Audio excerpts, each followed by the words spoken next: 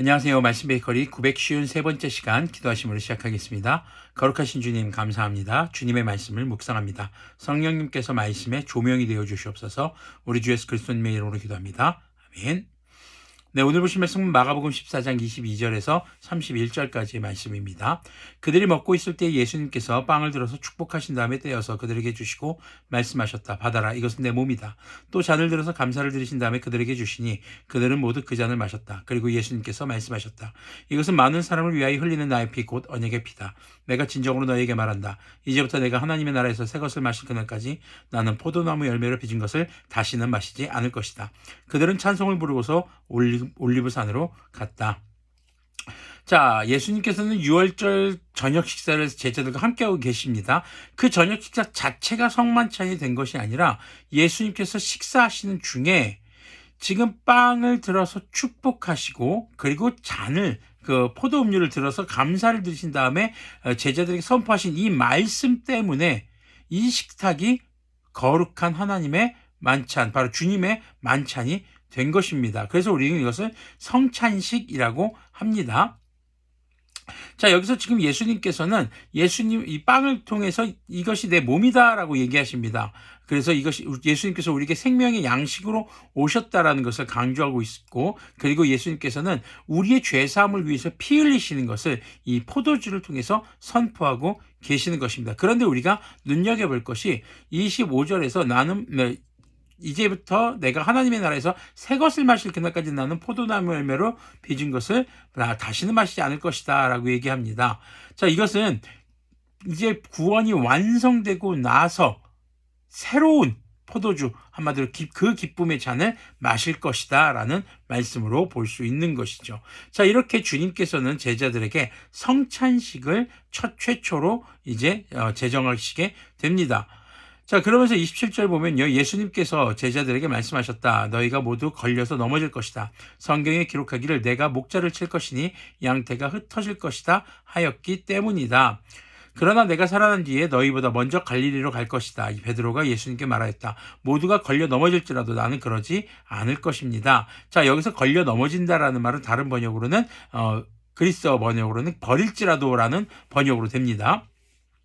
예수님께서 그에게 말씀하셨다. 내가 진정으로 너에게 말한다. 오늘 밤에 닭이 2번 울기 전에 내가 3번 나를 모른다고 할 것이다. 그러나 베드로는 힘주어서 말하였다. 내가 선생님과 함께 죽는 한이 있을지라도 절대로 선생님을 모른다고 하지 않겠습니다. 나머지 모두도 그렇게 말하였다. 자, 지금 제자들이 모두 이제 예수님을 버리고 갈 것이다. 근데 이것은 너희들이 잘못하는 게 아니야. 너희들이 지금 육체의 연약함이 있기 때문이야. 그리고 이것은 하나님의 말씀이 또한 성취되는 거야 라고 하시면서 스가랴 13장 말씀을 인용하시면서 내가 목자를 칠 것이니 바로 주님께서 목자이신 예수님을 죽으실 때까지 때리신다는 겁니다. 왜요? 죄에 대한 대가를 치르게 하시는 것이죠. 누구의 죄요? 바로 모든 인류의 죄를요. 그때에 주님의 제자들이 흩어질 것입니다. 하지만 주님께서 다시 부활하실 때 그들이 갈릴리에서 만나게 될 것을 예수님은 또 말씀하고 계신 것이죠. 하지만 그러한 예수님의 말씀 앞에 베드로는 자신만만하게 얘기합니다. 아니요, 저는 절대 그러지 않을 겁니다. 그리고 나머지 제자들도 그렇게 말합니다. 그들이 거짓말한 걸까요? 허언을 한 걸까요? 아닙니다. 진심입니다. 하지만요, 그들은 자신들의, 특히 베드로는 자신의 연약함을 간과했던 것으로 우리가 생각해 볼 수 있겠죠.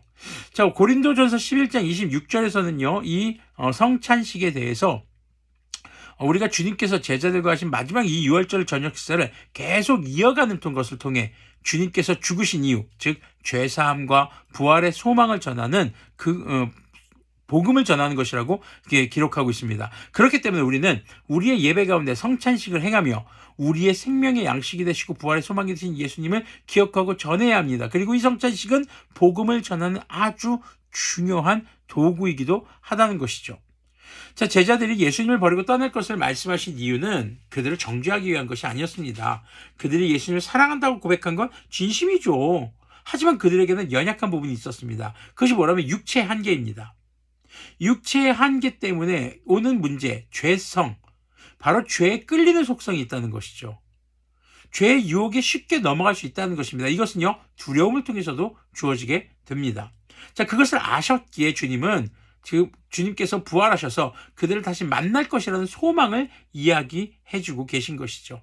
즉 육체의 연약한 부분으로 인해서 잠시 예수님을 부정하고 버리는 때가 오더라도, 걸려 넘어지더라도 부활하신 예수님을 만나면 그 육체의 연약한 모습은 오히려 강한 모습이 되어 흔들리지 않는 믿음의 기초가 될 것이라는 겁니다.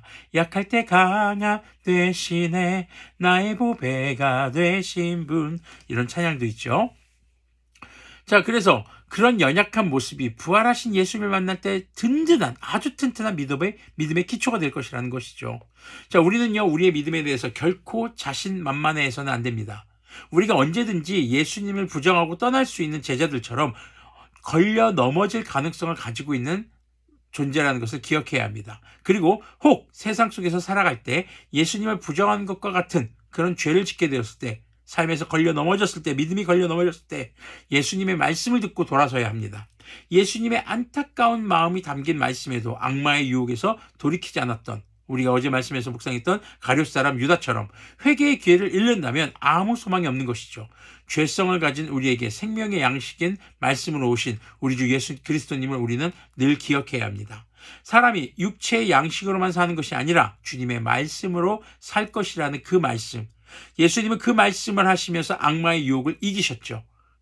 그런 예수님을 기억하며 오늘도 우리를 사랑하시며 죄의 유혹에 시달릴 것을 아시고 끊임없이 생명의 양식으로 오시는 예수님과 늘 동행하여 생명의 양식이 차고 넘쳐 우리의 주변의 사람들에게도 그 생명을 전하는 그런 우리들이 되기를 소망합니다. 우리 오늘의 말씀의 제목처럼 예수님과 함께 식사합시다.